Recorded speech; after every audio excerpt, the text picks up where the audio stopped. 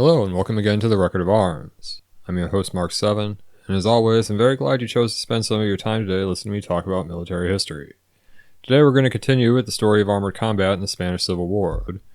Last time we looked at the background to the war, the Spanish armored forces that were available pre-war, and the battles around Madrid that raged through the autumn and winter months of 1936 and 37. Today we're going to cover the course of events from the end of the Brunete campaign to the end of the war in 1939.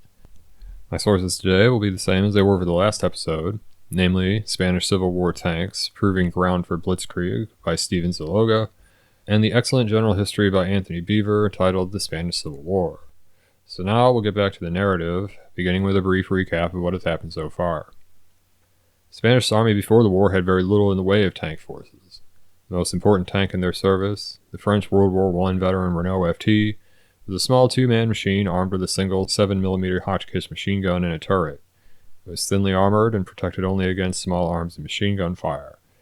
Only a handful of these and similar types were on hand, and these were not in pristine mechanical condition. A somewhat larger number of domestically produced armored cars, also thinly armored machine gun armed models, were available, but even these numbered less than 50.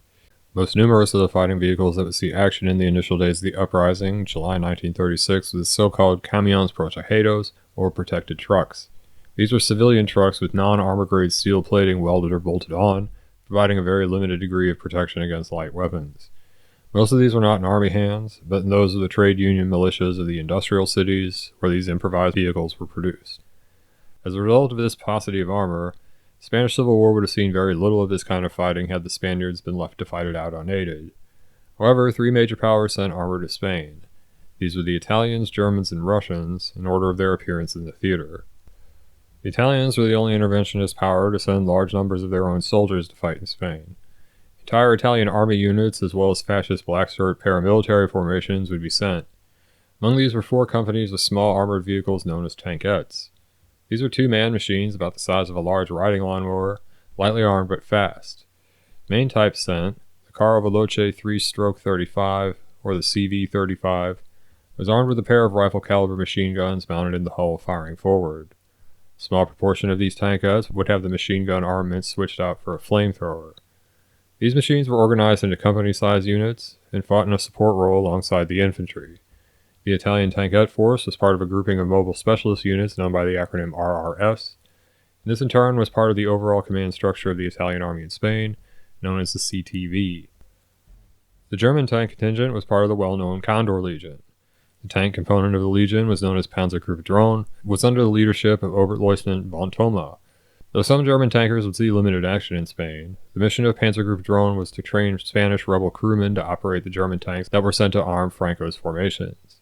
The tanks sent were Panzer Is, small 5 or 6 ton machines armed with a pair of rifle-caliber MG-13 machine guns and a low silhouette turret. The Panzer Is were fast, lightly armored machines not intended for tank versus tank action. Though they carried armor-piercing rounds for their machine guns, these were of very limited utility against other tanks, and then only at very short range. A rebel infantry regiment was reorganized into an armored unit in order to employ the panzers. As trainees finished their training, they would be assigned to one of the panzer companies of this regiment for combat operations. The Russians were the last to arrive in the Spanish theater, but their armored vehicles were far and away the most formidable there. The first to arrive was the revolutionary T-26.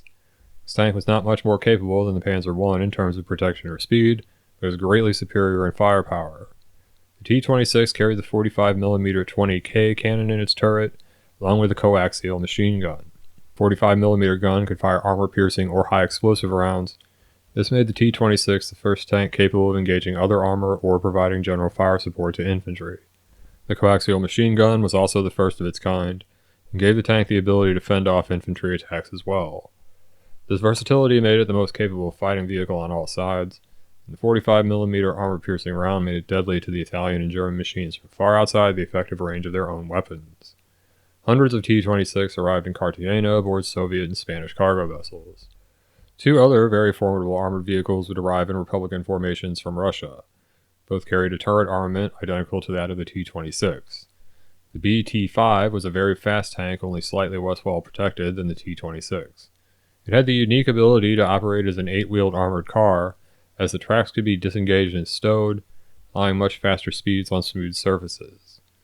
The last notable Russian vehicle was a true armored car, the BA-6. This was a six-wheel design with light armor, which carried the 45mm gun and a turret atop the main body. Like the Germans, the Soviet mission in Spain was to train Spanish crews and equip Spanish units, but Russian tankers would see a much greater amount of combat than their German counterparts. The most important fighting in the early months of the war took place in and around Madrid. Here, the tanks of all four nations would meet in desperate actions fought in the outskirts of the city itself and in the later campaigns for control of the approaches. In these battles, all armored units would fight in direct support of the infantry, usually in small units of company strength or less. By the closing days of February 1937, the situation had quieted down around the capital, as rebel efforts to seize the city finally abated and both exhausted sides licked their wounds, prepared for what was to come. With the conclusion of the Brunete campaign, fighting in the Madrid region died down and the fronts throughout the country became stable. The rebels held the northern and western approaches to the capital, and some of the outlying proportions of the metropolitan area, but they had been pushed out of the city itself. The Republican government had withdrawn before the worst of the fighting to Valencia, leaving the forces in the capital under local command. Militia organizations, the anarchists, socialists, and communists had repulsed the rebel moves on Catalonia and pushed them back into Aragon, but had been unable to effect a link-up with the Basques and the other Republican territories in the enclave along the northern coast fronting the Bay of Biscay. Here and in the rugged mountain country of the Asturias, the organized miners, many of whom had fought Franco's African army soldiers just 2 years before in the unsuccessful leftist revolt, joined with the Basques, and held out against the revolting soldiers in these otherwise conservative northern provinces. These two factions in the north made perhaps the strangest bedfellows in the Republican coalition. The Basques were on the whole quite conservative, and their territories had been the heartland of the quasi-medievalist ultra-Orthodox Carlists who had fought 3 separate wars in the 19th century against the Bourbon dynasty and the First Republic. These Carlists were perhaps the most outlandishly conservative party in the entirety of Europe at the time.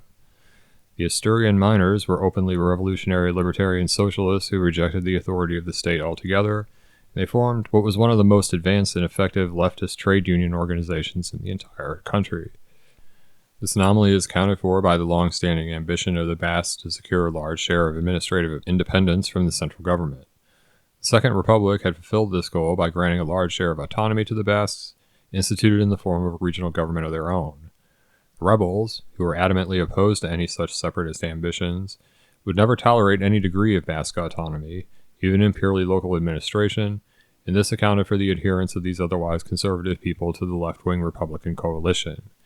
The Basques would fight under the effective leadership of their own government during the Civil War, since they were cut off from the rest of Republican territory. While rebel troops hunkered down in the south and east, the larger part of the army massed against this thin strip of Republican territory. The fascist contingents in the country would play critical roles in this campaign. The German Condor Legion would make its greatest and most infamous contribution to the northern campaign in the air. Its newly arrived advanced Heinkel 111 bombers and Messerschmitt 109 fighters would see their first major actions here, including the infamous bombardment of Guernica, a town which played an important role in the cultural heritage of the Basque people. The Italians would commit the greater part of their ground forces, including the 4 tankette companies of the RRS, to the west of the Basque country, towards Santander, San Sebastian, and Asturias. Here these little tanks would find a less hostile battlefield environment than they had in the region of the capital. Along with the Panzer Is of the rebel Negrillo companies, they would operate in platoon or company strength in support of their infantry. As the bulk of the Italian infantry of the CTV had been allocated to the northern campaign, the tankette forces would see most of the fighting alongside their own infantry or the paramilitary black shirt units. The tanks supporting the rebels would see little in the way of tank versus tank combat in the north. There were armored forces in the Republican ranks opposing the attack, but these were different in composition than those who had fought in the crucial Madrid campaigns in the preceding months. The Basque armored force was not composed of Soviet tanks. The pre-war Renault FTs left in the area were joined by a batch of 32 more that had been purchased from the Poles. The first of these Polish FTs arrived at the end of November 1936, and all 32 had arrived by March 1937. These were supplemented by another locally produced tank based on the Landesa artillery tractor. This was the Carro Trubia Naval, jointly produced by the Trubia Artillery Works in Asturias and the naval construction firm of SCCN in Bilbao. This manufacturer also made the Bilbao Model 1932 armored car. The Trubia Naval was another tank very similar to the FT, a thinly armored machine with 2 machine guns, one in the hull firing forward and one in the turret. The Trubia was somewhat larger than the FT and had a 3-man crew, the extra man operating the hull machine gun. The Basque armored establishment called for 3 companies, each with 15 of these tanks, for a total of 45. It is unclear exactly how many were actually produced, but it is thought to be quite a bit less than this, probably between 10 and 20. There were no FTs were formed into 2 more companies, and along with a company-sized unit of armored cars, these 42 to 52 tanks constituted the armored strength available to the Republican Army of the North. I should point out, however, that these numbers are disputed, and there's good reason to believe that the combined numbers of the tanks available was closer to just 20. A few Soviet BA-6 armored cars available to the Basques and other Republican forces here were the most formidable of all the armored vehicles present in terms of armament. The rest of the armored car component consisted of much less formidable FAI or Bilbao types.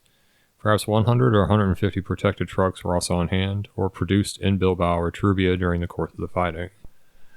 Franco's attack began on the 17th of March. The fighting immediately became heavy, and the FTs and Trubias here played an important role in many local actions. As was the case in the initial phase of the fighting immediately following the rising of the local garrisons and the outbreak of the Civil War, the intervention of even a single lightly armored fighting vehicle could turn the tide in many small actions. An example of this happened on April 5th, when a single Trubia Naval encountered a group of enemy forces on the Urquiola Road. The rebels were accompanied by a protected truck, which the Trubia destroyed, putting the rest of the column to flight. The Trubia pushed on after them and drove off troops from the Condor Legion who were holding a hilltop position. The Germans abandoned some equipment there, including a vehicle which could either have been another improvised fighting vehicle or simply a normal automobile. This was captured by the Republicans. 2 days later, one of the Trubias was lost to rebels at Barazar. This tank, serial number 12, was taken over by Moroccan troops of the 54th Tabard de Tetuan. This is the only Trubia known to have been lost in combat. By the 27th, Basques were retreating towards the city of Bilbao, their principal city and capital. At the town of Iruta, 26 kilometers from the city, a company of Trubias in cooperation with a unit of BA-6 armored cars covered their retreating infantry by staging a counterattack against rebel forces on the Guernica Road. The armored attack halted the rebels and pinned them down long enough for the infantry to get clear before retiring. Another local counterattack to cover the withdrawal into the city took place on the 3rd of June, when several Trubias, supported by infantry, took the defensive position at Peña Limona. They captured the position, which consisted of a rocky crag, but in doing so 5 of their crewmen were badly wounded, and the tanks were withdrawn to the village of Algorta to replenish and service their damaged vehicles. They remained there for about 2 weeks, and on the 17th were once again covering another local retreat. The next day, the last Republican forces were pulled back into the city and preparations made to meet the rebel assault. The attack began when the rebels pushed into the suburbs on the 19th, and the tanks were used to oppose the advance. The battle for Bilbao raged throughout the rest of the month, but the Basques were fighting a losing battle and began to withdraw the forces they could to fight on in the territories of Santander and Asturias. The tanks stayed in the line, defending the city center until the 3rd of July, when they were ordered to Laredo, which was the new headquarters of the tank regiment of the Army of the North. On the 6th of August, the city, along with the rest of the Basque autonomous state, fell, and the remainder of their forces, including the remaining Trubias and FTs, were incorporated into the Republican Army proper. Throughout the remainder of the summer and into the autumn, Republican tanks in the north were engaged in defensive operations against the oncoming rebels in the provinces of Santander and Asturias. Typical of the actions they would be involved in here was that on the 14th of August, when a mixed force of FTs and Trubias was sent to the mountain pass of Escudo to support the passage through that choke point of retreating units including a section of BA-6 and FAI armored cars. The Republicans made it through the pass and would fall back on the town of Reynosa, where they would once again go into action against the oncoming enemy, who in this case was composed of Italian troops of the CTV. The position was hopeless, however, and the tanks withdrew after covering the retreat of the infantry. Santander itself would fall to the Italians on the 26th. 4 of the Trubias were captured there. Republican armor would be in the fight right up until the end of the war in the north. The final major Republican stronghold of Guion counted among its defenders a battalion of FTs and 1 of Trubias, along with a small number of remaining armored cars. These would fight alongside the remaining Republican infantry and militia, putting up an extremely obstinate defense in the rugged terrain around the town. Rebel progress was painful and slow, but the defense was doomed from the start. On the 20th, the defenders were finally overwhelmed, and with the fall of Guion, the war in the north came to an end. Despite the months of desperate fighting, tank losses were fairly light on both sides.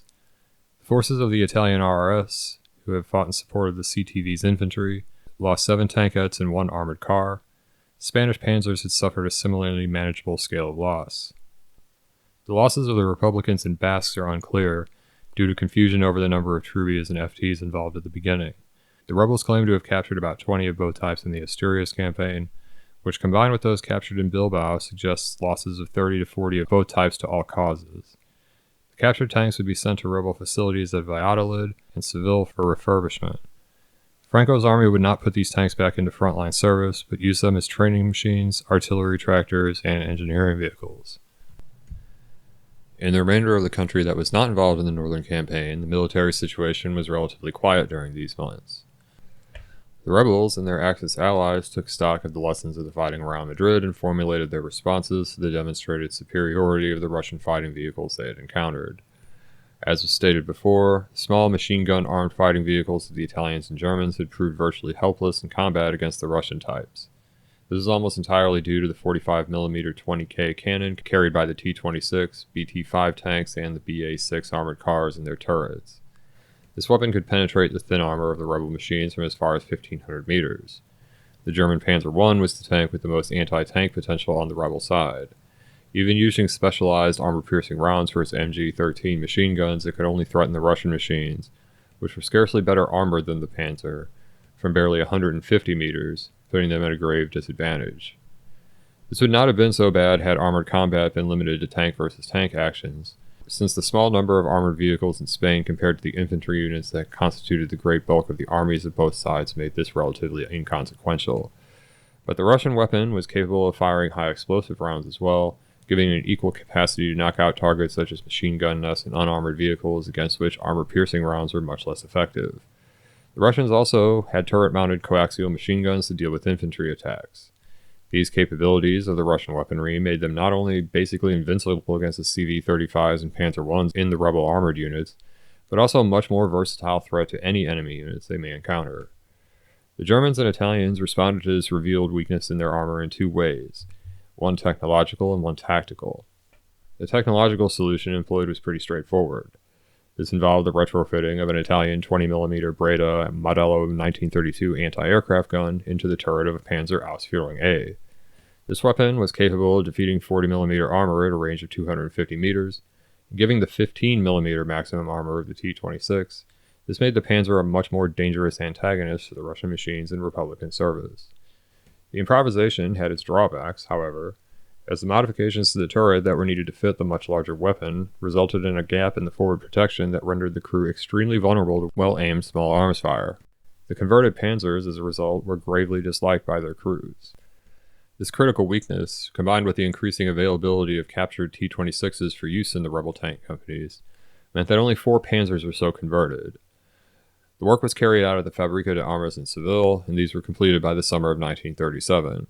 At the same time, a similar conversion project was begun to fit the same 20mm Breda to the Italian tankettes, and a single example was completed to test the workability of the idea.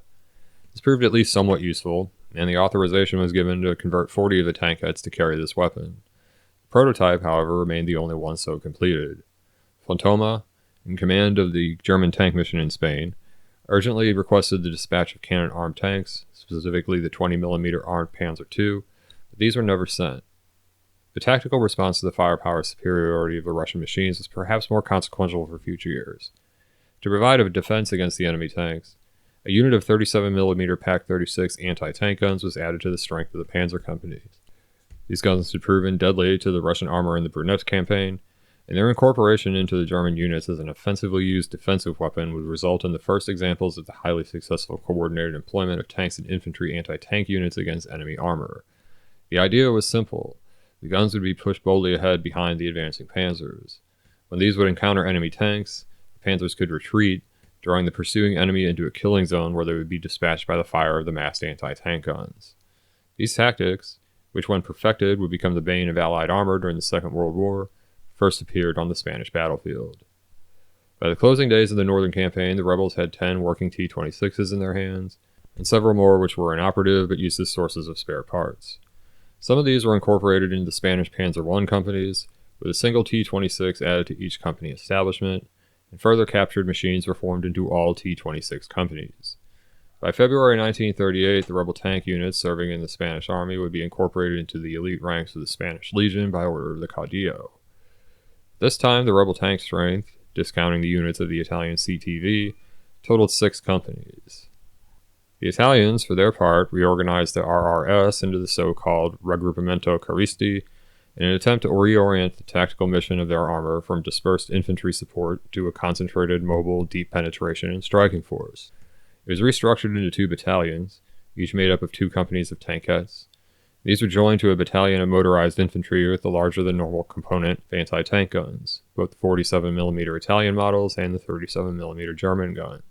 The RC was officially formed at the end of the fighting in the north, that is in October of 1937, and it would be ready for combat when the winter battles for the town of Teruel erupted.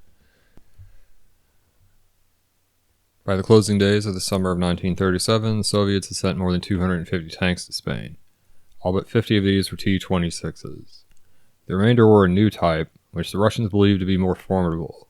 This was the BT-5, BT being a Russian acronym meaning fast tank. These were license-built derivatives of the American Christie tank, fitted with a turret armament identical to that of the T-26. Whereas the T-26 had been designed for infantry support work, BT-5 was built to take part in the massed, deep maneuver tactics envisioned by Soviet armor doctrine. To facilitate this use, the BTs were concentrated into a single unit, the last the Russians would form in Spain, which was known as the International Tank Regiment. This was a counterpart to the Comintern organized foot soldiers of the International Brigades. Men from the Internationals, as well as the cream of the Spanish and Russian tank crews, were given special training and assigned to the regiment, which was held in reserve until an opportunity arose in which it could be employed in its intended role. This was as an independent, concentrated, highly mobile armored fist intended to rapidly break through enemy lines and press far into their rear areas, disrupting supply, communications, and control. It is often considered that the intervening powers sent their forces to Spain in part to test out their tactical doctrines. This is debatable in most cases and greatly overstated when it is true. The case of the International Tank Regiment poses an exception to this rule, however. Operational planning was specifically crafted to provide a chance to employ the BTs in this way as a real-world test of theory, and hopefully a demonstration of Soviet power and military prowess. The chance would come in the autumn of 1937. A renewed Republican offensive in Aragon was decided upon, both to take advantage of Franco's preoccupation with the northern campaign and in order to relieve pressure on Republican forces there. Despite the rather quiet situation elsewhere in the country, and the fact that the northern campaign had been in progress for months, the planning of this offensive stroke shows all the marks of extreme haste compounded by incompetence. The International Tank Regiment was assigned to an initial assault on the town of Fuentes de Ebro on the Zaragoza Road. This Republican command gave them no intelligence as to the enemy they would likely be facing, their numbers, disposition, or the kinds of troops in the sector. The orders actually initiating operations were given late and were very incomplete. As a result, the regiment was compelled to undertake a long approach march to their starting position on the night before the attack, and were given no time to rest and carry out a preliminary reconnaissance of the immediate area before they were slated to launch their assault. Compounding the problems this caused in terms of fatigue, wear on machines, and a lack of intel was the last-minute decision that the tanks should carry Spanish infantry soldiers into battle riding on the tanks themselves. Not only had the tankers not been informed of this until the infantry actually showed up, but neither the infantry nor themselves had ever been trained together for any kind of cooperation, especially in this entirely new role.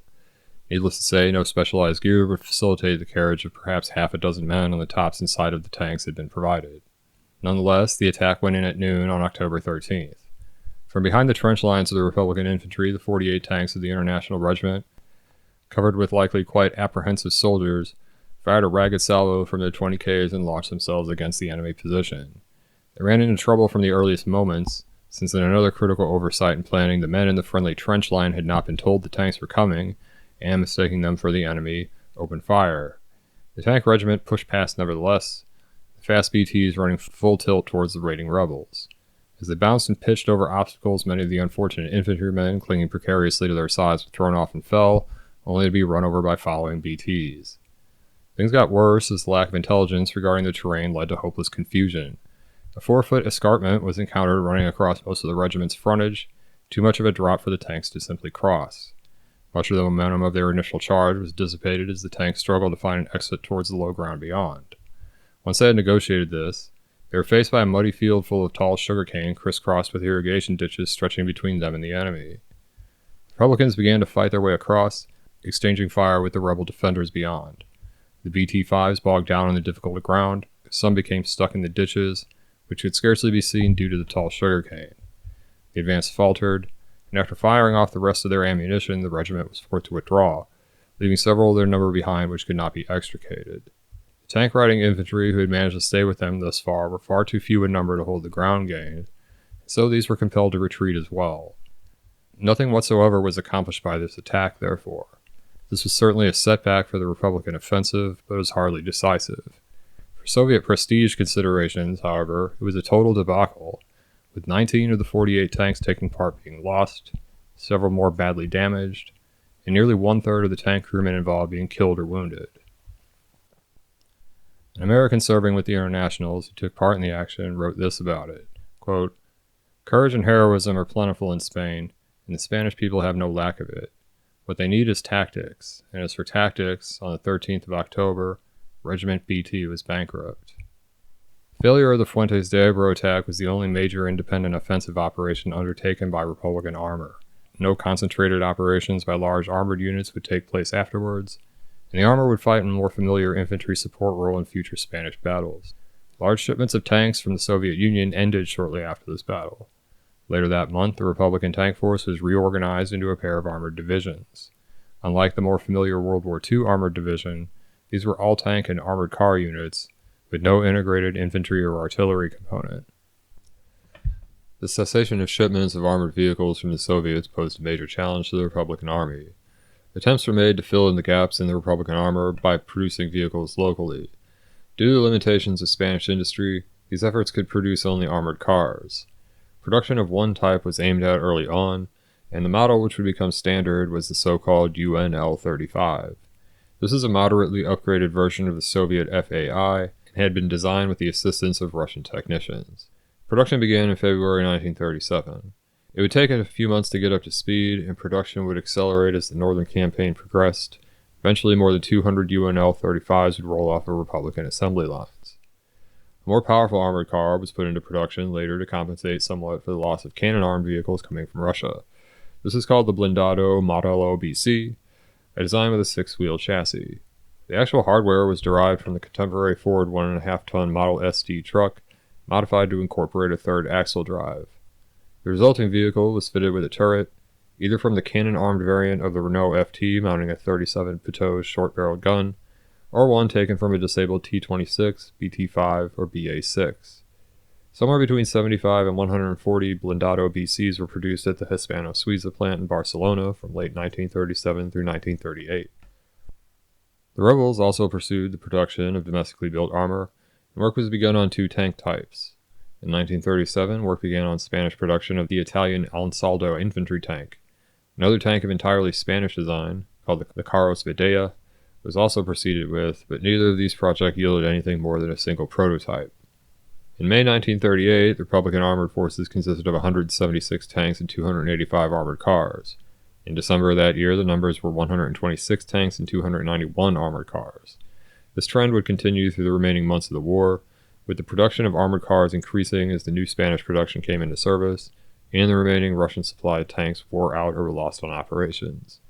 As a result, though the Republican armor would shrink relatively little throughout 1937 and 38, the force would become less flexible and more road-bound. The last major battle of the Republican armored force would take place during the offensive against the rebel-held town of Teruel, which was fought between December 15, 1937 and February 22, 1938. One of the newly organized tank divisions was assigned to this operation. This division was made up of 2 companies of T-26s and the remaining units of the International Tank Regiment. Altogether, these could put into the field about 50 T-26s and 30 or 35 BT-5s. Armored car units assigned to the attack brought another 60 vehicles, 30 of which were BA-6s. Along with about 100 artillery pieces, the armor was tasked with the support of 3 corps of Republican infantry, made up of 6 divisions, with a total of just over 40,000 men. The tank division was split up into battalions, which were further divided into companies. Each company was assigned to support a particular infantry division. The operations would take place in bad winter weather, with very cold temperatures and heavy snows. This, and the poor quality of the few roads here, compounded the difficulties that would normally restrict the usefulness of armored units in this kind of rugged, mountainous country. This went double for a force with more than the usual proportion of wheeled vehicles. The hardest fighting would come in the battles for the fortified city itself. City fighting was a circumstance with mixed consequences for the armored force. On the one hand, the paved surfaces would allow the armored cars to be much more useful here, and on the other, the city streets drastically limited the mobility of armored vehicles and forced them to operate in confined spaces where they were much more vulnerable. They would be attacked with Molotovs and grenades flung from inside the buildings, and were vulnerable for fire from rooftops and upper stories targeting the upper surfaces of their turrets and hulls, where their protection was weaker. This disadvantage was not offset by their superiority in gunpowder, as neither the armor-piercing nor high-explosive rounds were very effective against the substantial stone buildings of the town. The overall commander of the attack, the Russian Colonel S. Kondratev, was wounded on the 23rd of December when his BT-5 command tank was disabled.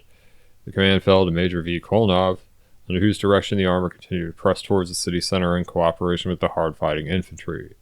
Their efforts paid off on the 27th, when an attack finally demolished the rebel defense and the tanks broke through to the city center, holding it until the foot soldiers could rout out the remaining rebels and come up, establishing a strong defensive position in the heavily built bank dominating the area. Rebel troops held out in isolated positions in parts of the town until the 8th, but the action of the 27th put Tyrol for all practical purposes in Republican hands once more.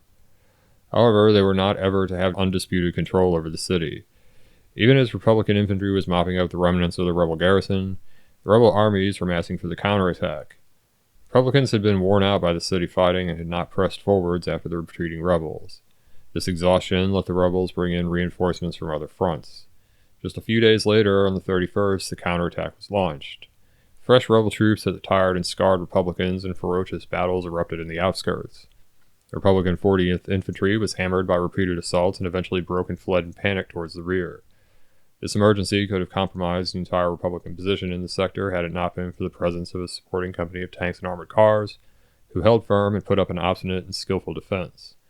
For the better part of a day, these determined crewmen, manning perhaps 15 or 20 armored vehicles, and receiving little if any support from the other hard-pressed defenders, kept the attackers at bay until the shattered infantry could reform and return to the battle line. Fighting in the town would rage on for almost 2 months. In the end, the rebels pushed the Republicans back out of the town, and by February 22nd, Tyrol was securely in rebel hands. The defeated Republican armies retreated to their original starting positions not long afterwards, set about regrouping and re-equipping in preparation for the inevitable rebel offensive.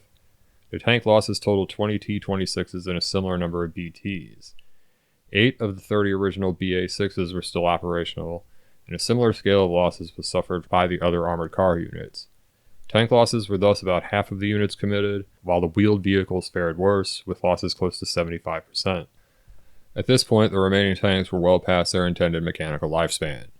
It is an indication of the growing skill and resource of the Republican maintenance personnel that they managed to keep a very high proportion of their available machines in a condition suitable for action. During the course of the Tyrol campaign, no fewer than half the vehicles involved were overhauled or received major services and repairs in the field. The Republic would launch one further offensive across the Ebro River in 1938. Accumulating casualties meant that by this point, however, the armored formations were a spent force. The available force of tanks was a little less than half of what it had been at Tyrol, or about 35 or 40 machines in all.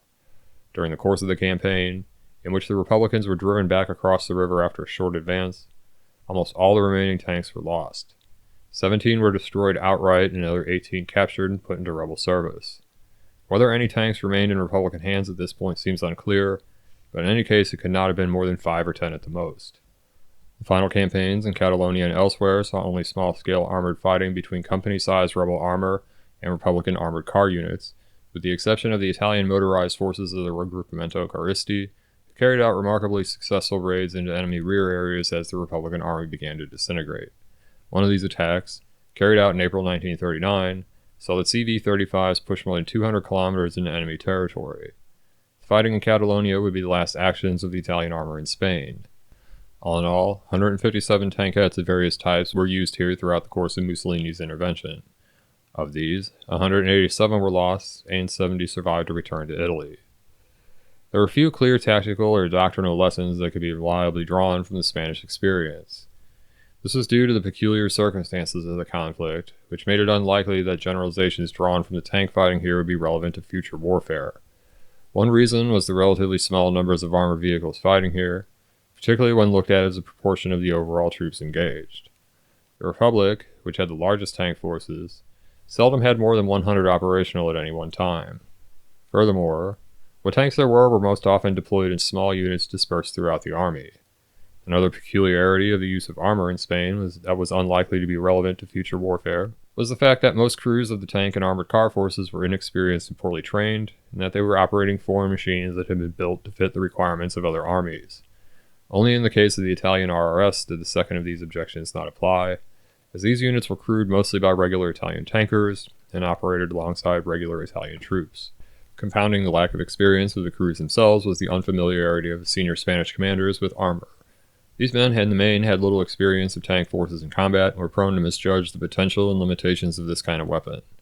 This often led to a situation in which units manned by barely trained crews would go into battle under the orders of officers with little idea of how to best use their unique capabilities. As a result of these considerations, the Russians and Germans, in particular, tended to ignore the Spanish experience in regards to their armored doctrine. Both armies espoused the idea of mass deployment of armor in highly mobile formations designed to break the enemy's lines, push far into his rear areas. Despite the fact that the most prominent example of this kind of attack, that of the International Tank Regiment at Fuentes de Ebro, was a total failure, both armies continued to plan and prepare for this kind of warfare. Ironically, perhaps, the Italians, who remained committed to an infantry support role for their armor, realized the only notable success of this kind in the armored penetrations in the Catalonia campaign in 1939. Perhaps the most important tactical lesson of the war that was incorporated into successful doctrine was the combined employment of tanks and anti-tank guns in an offensive role used by the Germans. This highly successful combined arms approach proved deadly to the enemies of the panzers in the much larger war that would soon follow. On the technical side, however, few lessons were made very clear. Most obviously, the Spanish experience proved once and for all that the idea of small, lightly armed and armored tankette swarms that were postulated in the early interwar years were next to useless against an enemy using heavier units. Also, the armor on even the best protected tanks in the theater was proven to be inadequate against guns of even relatively light caliber. Further, the revolutionary armament mounted in the T-26, BT-5, and BA-6 was proven to be orders of magnitude more useful on the battlefield than the more specialized weapons carried by other contemporary designs.